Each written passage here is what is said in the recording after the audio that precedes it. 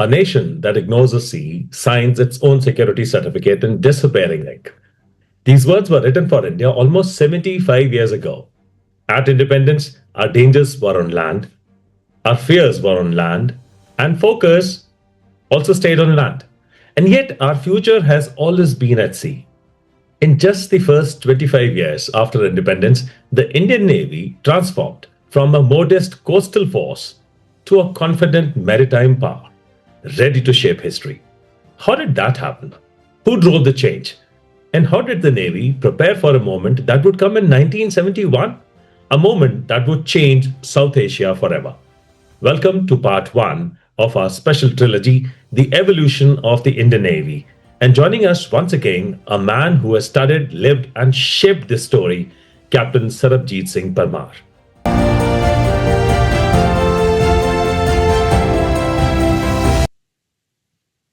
India's destiny has always been tied to the seas. But when we became independent, our attention, our anxieties lay largely at land. Over the next 25 years, the Indian Navy had to redefine India's role at sea and prepare for challenges no one had predicted. Welcome to part one of our special trilogy on the evolution of the Indian Navy. And with me is Captain Sarabjit Singh Parmar, a naval veteran, maritime strategist, and someone who has chronicled this journey in depth. And I would hasten to add, a fellow cheetah from NDA. Sarab, great to have you back. Always a pleasure, Tipsy, to be on your platform. All right, Sarab, we'll hit the ground running. Right after independence, how would you describe India's maritime mindset? What did the leadership actually think the Navy was meant for?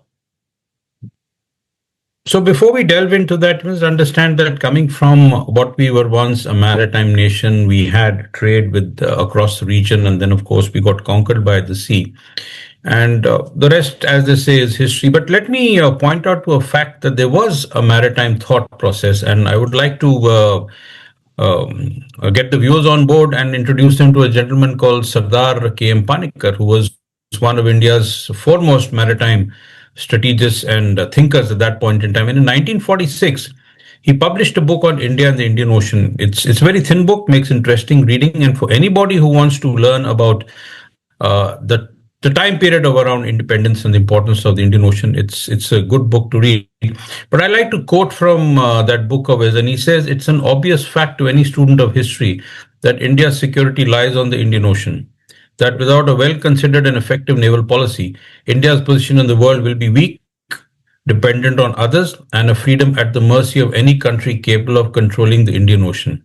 India's future, therefore, is closely bound up with the strength and she is able to develop gradually as a naval power." I don't think these words were lost on the establishment of the powers to be at that point in time. Right. But you must remember that we've been born from the crucible of partition. There were other pressing issues that came up.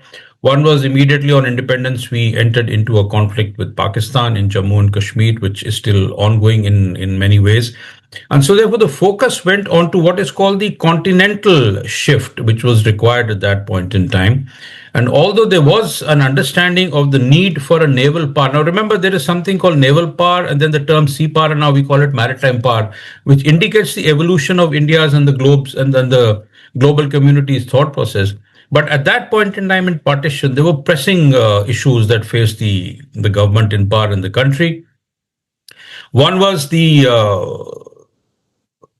turmoil of partition, where we had many people, millions of people who crossed over the border, settling them. There was rampant poverty. We didn't have an industrial base, and we were facing a conflict with Pakistan. So therefore, the emphasis was more on the land and the air. It was a time of turmoil. But over the years, we've seen how the shift came on to the Indian Ocean and the maritime power. And I think that's something we will discuss in the next 20 minutes or so. Right. Sir, we often hear the term sea blindness for those years, those initial formative years. How did this phrase actually reflect on the real policies and priorities of the nation as such? So sea blindness again, it's an affliction which many nations who have tragically lost the ability to sort of control the seas. And if you go back to the colonial powers, and those who could not maintain the maritime power obviously fell to one side. Those nations who did not see the importance of the maritime power or had sea blindness never actually came of age till a later date. In Right. India's case, as I said, although there was a certain understanding of the requirement of the maritime environment, the situation demanded that we need to look at it. And hence, therefore, the issue of the continental mindset came in. And this is something that strategists have been writing all along. And there's a gentleman called Saul Cohen who writes about maritimity and continentality. And it's a very interesting argument he brings forth. And in that maritimity argument of his, he also brings in the tenets of Mahan, one of the US admirals who spoke a lot on maritime activities and who formed the basis of the US as a maritime power. So while this continental mindset gradually grew over the establishment, and therefore the issue of the defense budget being more towards the land and the air rather than the navy. Over a period of time, I would say sea blindness did overcome the maritime outlook for the reasons I have just said. But somewhere down the line, and I think this happened around the 1960s, around the 1970s, and I'll be willing to express my views on that.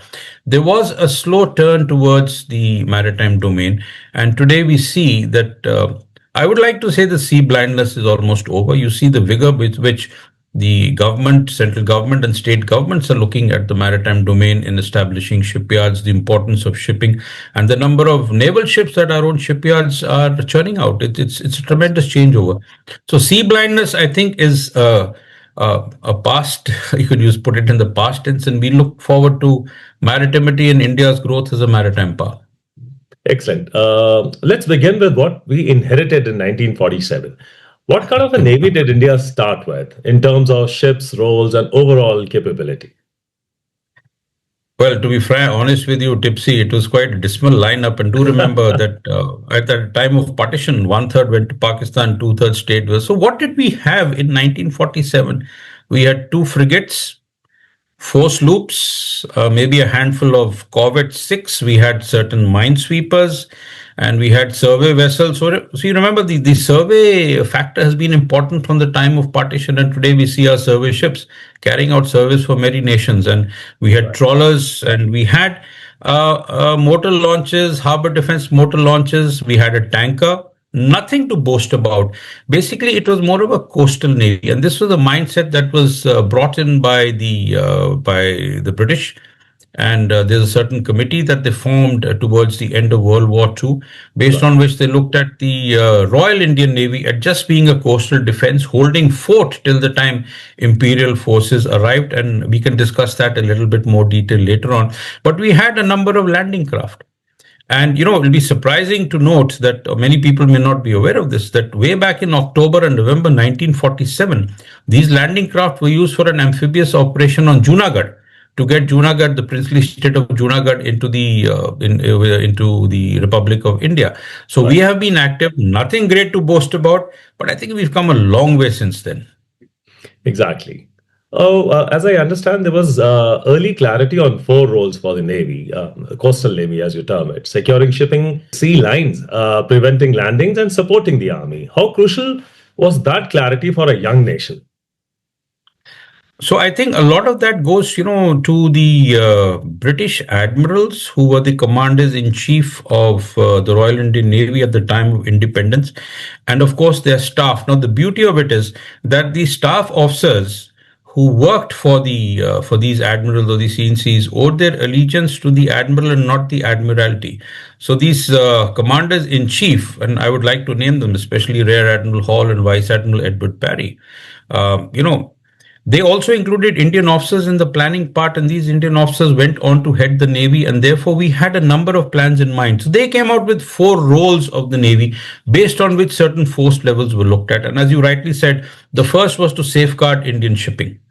The second was to ensure that supplies could reach and leave by sea in all circumstances. Right. to prevent an enemy landing on India's shores and to support the army in a seaborne operation. Now, in today's environment, you may consider these very limited aims, but I think at that point in time, this was the crux of the requirement and formed the basis of how the Indian Navy grew and how our, acquisitions went about. Of course, all laid out plans do not meet reality and do not see light of day. So we had a number of plan papers between 47 48 prepared by the mix of these British and Indian staff officers. And Right.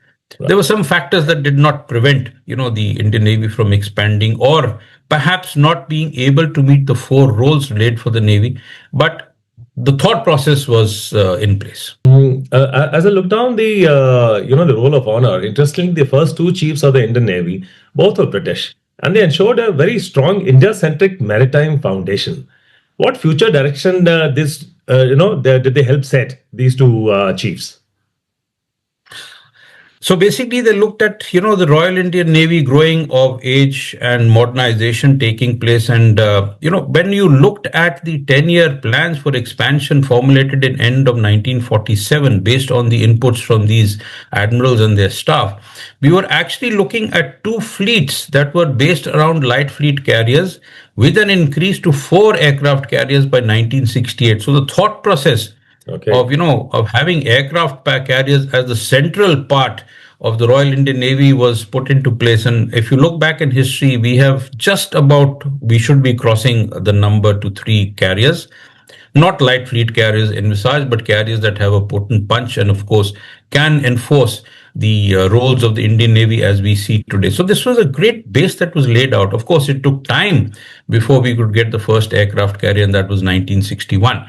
And then, of course, there was the roll-on of number of acquired ships, and we had to shift base from Britain to Russia, which is another story in itself. But there was this forethought, and therefore the importance of formulating the two fleets around the aircraft carrier was actually laid in 1947. Right, right. I also understand that the vision collided with realities of a newly independent nation. What are the biggest constraints that slowed the Navy's growth in the first decade? Funding, perception of threat, or lack of an industrial base? It was a healthy mix of all the factors that impact a growing and an independent nation. The first one was is points at the absence of government directives regarding defense policy. So I mean, let's not go down the history of up to what happened till 1962, but the importance of a coherent defense policy was apparently absent, and so therefore the funding which the forces used to ask for was not given till the time we had the defense review in 1963, and thereafter the defense budget has always been looked at through a microscope every year. So first was the absence of government directives, second was funding, as I have mentioned, the perceptions of military threat as to what was the exact maritime military threat. And if you go back to the thought process which I mentioned prior independence, there was this fear of India falling under the Soviet influence. It talked about, even China perhaps becoming a threat, but China and India working together to hold off a common threat before the imperial forces arrived. There was also the fear that the Commonwealth would be weakened if India came under the Soviet shadow. These were thought process of Anglo anxiety in 1947, which continued well into the Cold War era, and therefore that sort of the perceptions of military threat were, I think, not very clear. There was also the absence of what is the exact naval threat. And then there was acquisition difficulties from England due to resistance from the Admiralty for a number of reasons, although we had a healthy Leander project which came into being at that point in time. But again, funding from the British was not forthcoming, especially do remember, after World War II, the British economy was not very strong, so they were not able to fulfill a lot of requirements. One big issue was the absence of a defense industrial base. And remember, we are looking now at Atmanirbhar Bharat today, and it's been a long time, but we are forming a sort of a strong defense industrial base. And of course, due to partition, we had inadequate training facilities. So all this added to it. So where do you focus first? So these were some of the issues or factors that actually, sort of impacted the modernization plan of the Indian Navy. Right. And how did the wars and tensions on our land borders reinforce this continental focus, so to say, at the expense of maritime priorities? So again, we go back to the drawing board, and if the threat was, say, from mainly from land, we had 1947-48, and then we had the 62 war with China and the 65 war with Pakistan. So therefore, there was more centrality towards the continental issue of the threat, sovereignty. The maritime threat, I would say at that point was not too much. Indian shipping was still going on. The environment which we see today, which is rife with non-traditional threats, which includes terrorism and piracy, was not there. So there was a little growth on the maritime threat part. So the focus obviously came on to, building a strong army and an air force. So your sovereignty is not impacted. But I think after 1965, especially when our fleet was deployed mainly in the Bay of Bengal to protect the islands, because the army had to defend the borders, and of course we had that infamous event where Dwarka was shelled by the Pakistan Navy.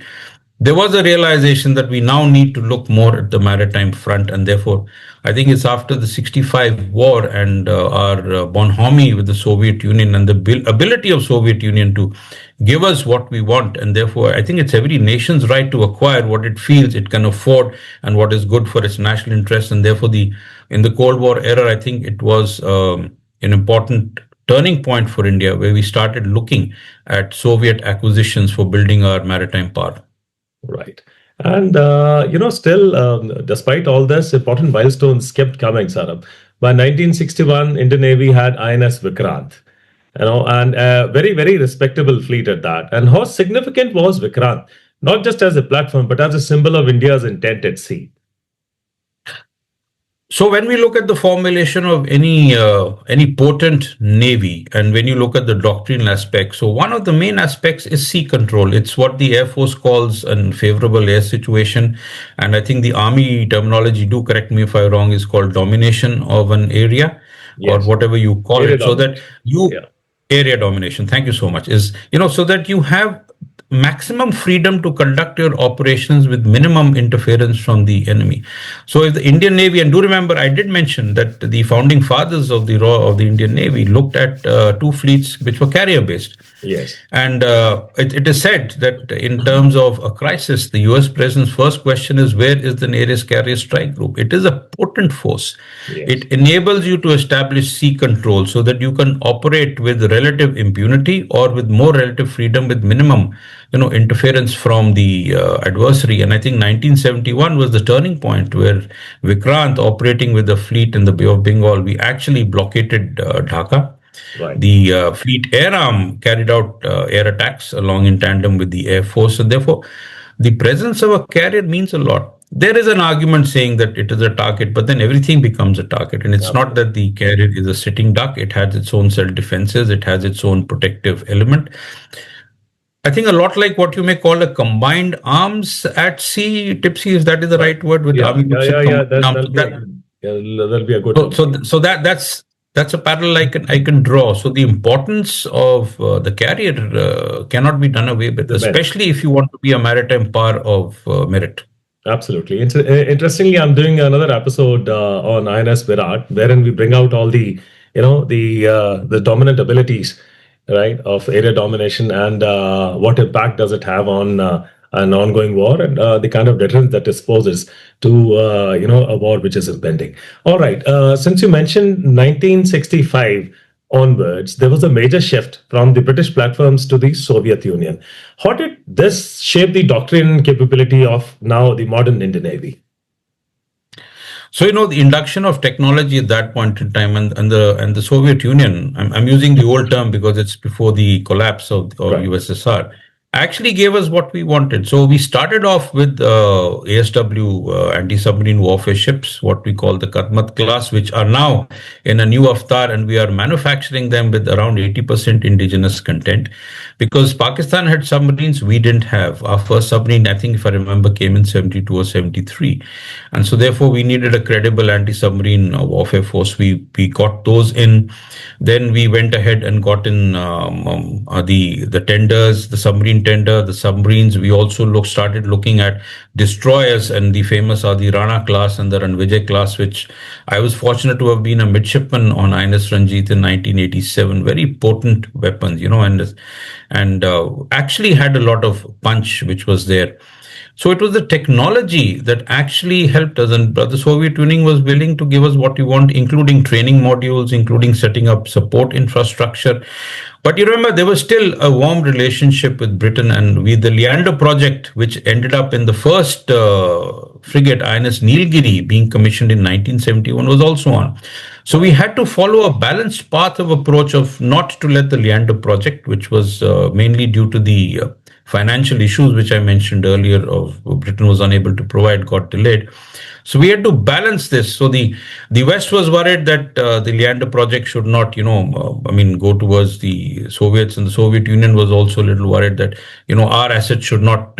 So there were assurances given by India, and we balanced it quite well.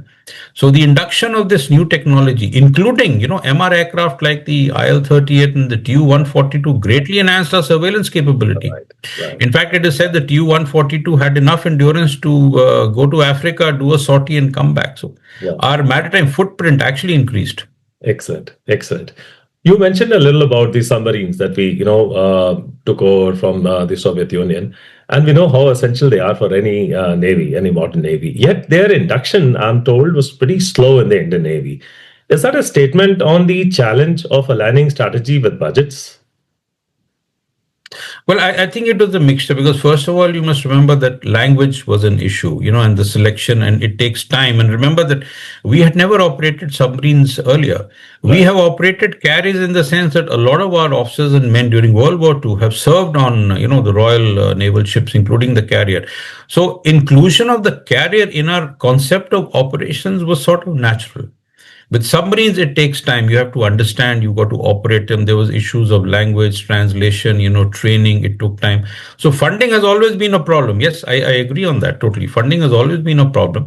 So it took time for the, and if I remember correctly, the Russians gave us the green signal way back in 1964 that saying we will give you what you want, including 4 submarines and the submarine tender, which was the initial part.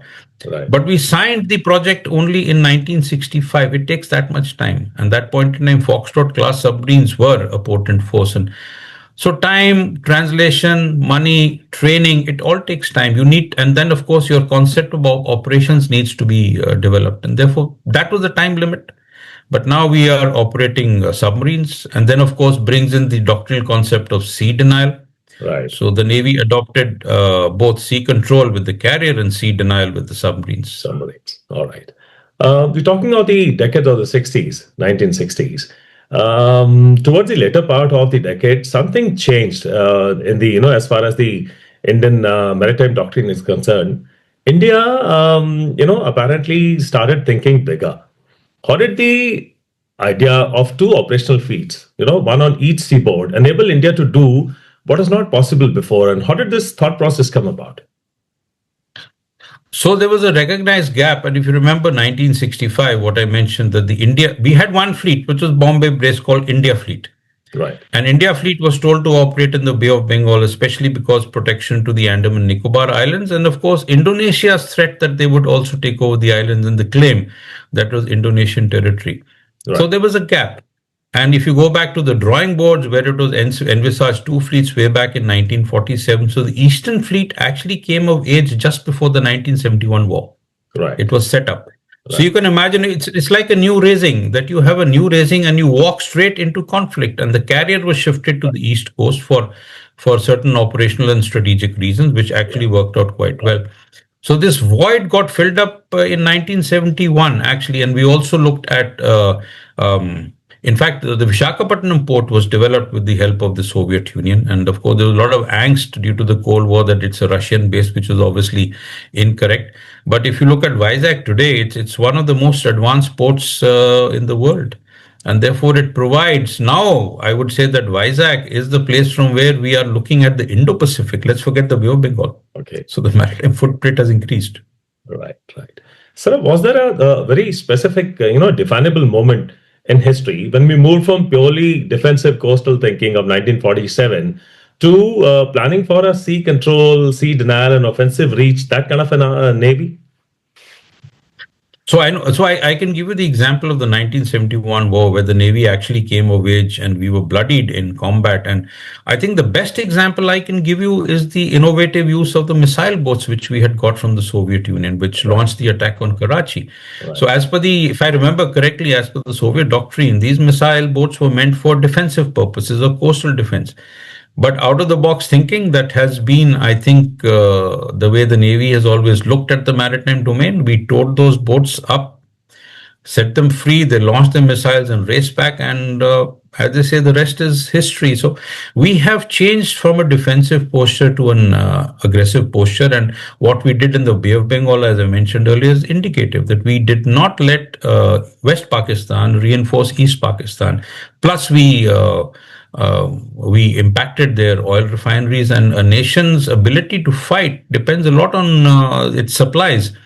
I mean, if you look at the European theater in World War II, the Western advance came to a grinding halt because of the long supply chains and the Absolutely. famous battle where Patton was asked to stop so that Montgomery could move forward. So oil is an important part, and so if you impact that, then of course you reduce the ability of your adversary to operate.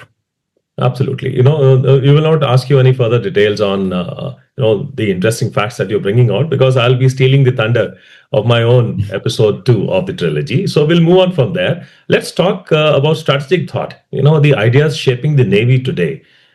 Were we still thinking in narrow sea power terms, or was a broader national maritime power perspective emerging even before 1971? Well, I've not come across in any writings that indicate that we had an expansive maritime thought before 1971. So, as I said, so we progressed from naval power Okay. to sea power to around the 19 mid 70s, and then of course today we're looking at maritime power, which is more inclusive. So to say doctrinally, if we had a change of mindset, I think the main change that came about was the innovative use of the missile boats in aggressive mode or in to be on the offensive and less on the defensive. So if your base is secure, you can move outwards, and that's something that has been an indication throughout the years. And of course, we came out with our doctrines, and they've been progressing over the time period as we speak. But the essence still remains on the doctrinal values of sea control and sea denial, and all operations will emanate from our ability to enforce both. So that is a central doctrinal thought. All right. Now, looking back, did the Navy drive the national maritime thinking on its own, or was it the other way around?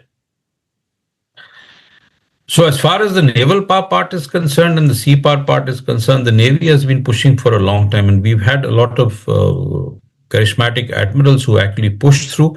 But there was dark periods in between due to funding where shipbuilding in India came to a little bit of a halt.